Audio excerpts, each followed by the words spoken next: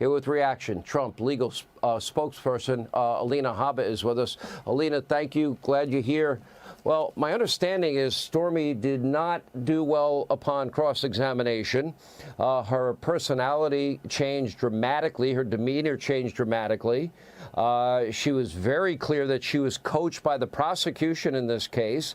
She admitted she hates Trump, wants him in jail, and then admitted that she didn't know if she would pay the money that she owes Donald Trump in legal fees, and admitted to tweeting all these crude remarks about Donald Trump. And I'm just touching the surface here. Your reaction. You were in the courtroom.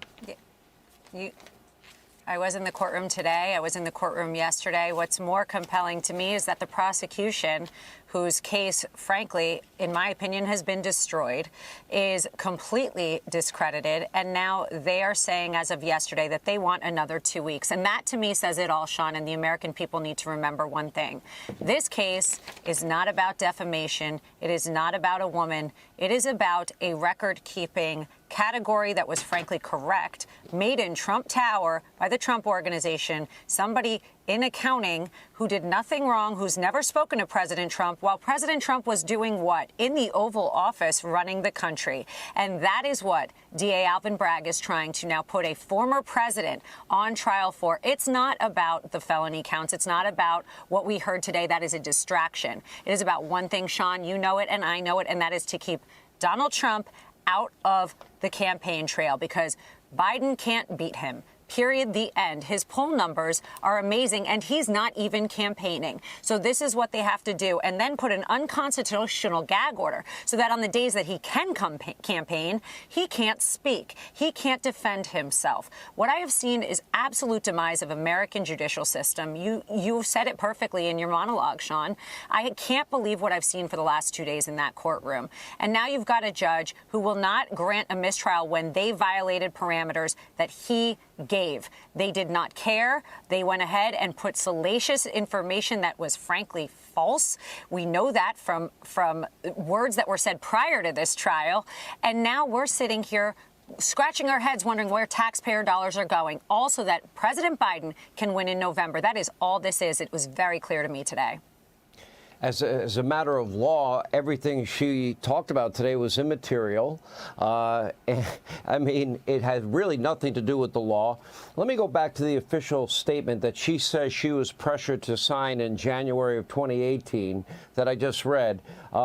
Well, was she pressured to deny the affair in 2006? Was she similarly pressured to deny it in 2011? Was she pressured to deny it in 2016? Was she pressured to deny it in 2017? Because that's an awful lot of times that she was out there denying it and then admits she wanted to make money and sell a book. That's correct. And I'm not going to speak to her testimony. She's currently under oath, and we're going to continue cross-examining her on Thursday. What I will say is this, Sean. When you have inconsistencies with any witness, it speaks volumes. When you pick people that are not credible, it speaks volumes. And I think that the fact that we have White House logs that DAs and AGs are all coordinating and on the South Lawn with President Biden also speaks volumes. And we're going to hit each and every one of these cases like we have. As you saw with the boxes hoax today, this is disgusting. Jack Smith changing covers, sloppy with evidence that he's now trying to blame President Trump when it was his hands in the cookie jar. Let's be clear on what is happening. Their plan is falling apart. It's going in their face. And frankly, all of these cases should be dismissed. All right, the special prosecutor has confessed to the court that they basically tampered with evidence involving the documents case down there. Now this case is on hold indefinitely. Most voters are saying that Donald Trump is being denied a right to a fair trial in this case that we're watching unfold before us. Now Congress will be investigating the special counsel in this case, and the document case judge pulled the plug on the trial because of this admission that they failed to preserve critical evidence, and that footnote that we have been spending a lot of time on the last 2 days. Is there any greater admission? How does that case ever move forward at any time based on what we've learned?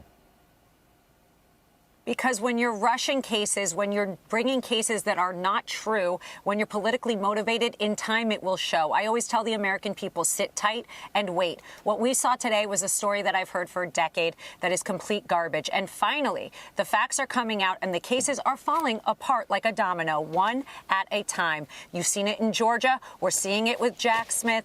And guess what? We're seeing it now in New York. And if the American people don't see that this is solely to take him off and out, silence him, censor his people, and make sure that he's sitting in a courtroom cold and listening to this corruption, then we are completely misguided and blinded. And we have to fix this country, Sean. It is completely disgraceful what I am seeing. Well, if this continues, we're not a constitutional republic anymore. Alina, thank you. Hey, Sean Hannity here. Hey, click here to subscribe to Fox News YouTube page and catch our hottest interviews and most compelling analysis. You will not get it anywhere else.